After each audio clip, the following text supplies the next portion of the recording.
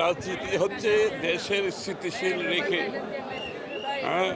পরস্পর সম্মানবোধের প্রতি সম্মান রেখে, পরস্পর প্রতি সম্মানবোধ রেখে স্থিতিশীল সংবেদনশীল একটি দেশ গড়ার প্রত্যয় নিয়ে আমরা নির্বাচনে গেছি এবং নির্বাচিত হয়েছি জনগণের ভোটে। আমরা বাংলাদেশে স্থিতিশীলতা যদি না থাকে সামনের দিকে এগিয়ে যাওয়ার কোনো সুযোগ নেই। যারা স্থিতিশীলতা নষ্ট করবে তারা যেই হোক, এখানে আইনের চোখে কাউকে ছাড় দেওয়া হবে না। এইখানে স্থিতিশীলতা নষ্ট করবে এমন কোনো শক্তি, তারা যেই হোক, কাউকে এখানে ছাড় দেওয়া হবে না। আমি পরিষ্কার ভাষায় বলছি, কাউকে ছাড় দেওয়া হবে না। আমরা একটা স্থিতিশীল, সংবেদনশীল, সহনশীল রাজনীতির পথে চলছি বাংলাদেশে।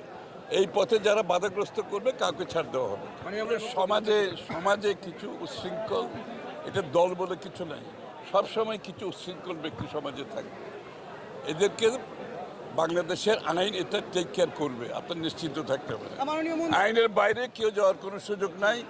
আমরা পরিষ্কারভাবে বলছি, কোনো জায়গায় কোনো দলীয়করণ করার কোনো সুযোগ নাই। এই ইউনিভার্সিটিতে আমি একটু আগে বক্তব্যে বলছি না, বাইরের কেউ যাতে ঢুকতে না পারে। ইউনিভার্সিটিতে ছাত্রীরা লেখাপড়া করবে, এখানে দলীয়করণের কোনো সুযোগ নেই। সংকট নাই, খুব বেশি সংকট নাই, এ কথা বলাটার কোনো সুযোগ নাই। সংকটটা আছে, সংকট দেশের ভিতরে না, সংকট হচ্ছে দেশের বাইরে। এটা বাংলাদেশের যেরকম সংকট, সারা বিশ্বে একই সংকট। বরঞ্চ আমরা একমাত্র দেশ খুব দেরি করে কিছু মূল্য বৃদ্ধি করেছি জ্বালানির। আমাদের পাশের দেশ থেকে শুরু করে পাশ্চাত্য দেশগুলো কয়েক গুণ বৃদ্ধি করেছে। আমরা একমাত্র দেশ অনেক দেরিতে জনগণের অসুবিধার কথা চিন্তা করে অনেক দেরিতে সামান্য মূল্য বৃদ্ধি করেছি। কৃষকের চিন্তা করে, শ্রমিকের চিন্তা করে, সাধারণ নিম্নবিত্ত মানুষের আয়ের কথা চিন্তা করে আমরা অনেক দেরিতে মূল্য বৃদ্ধি করেছি, তাও খুবই সামান্য। আমাদের তুলনা আপনি দেখবেন বিশ্বের বিভিন্ন দেশে বহুগুণ বেশি। আমি ওয়াশিংটনে দেখলাম দ্বিগুণ হয়ে গেছে জ্বালানি। বাংলাদেশে 10% 15% হয়েছে।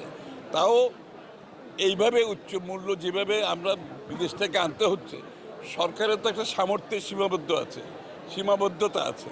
তো এই জায়গাতেও আমরা সকলে মিলে দেশটা তো চালাতে হবে এবং সরকার চলে জনগণের ট্যাক্সের টাকা।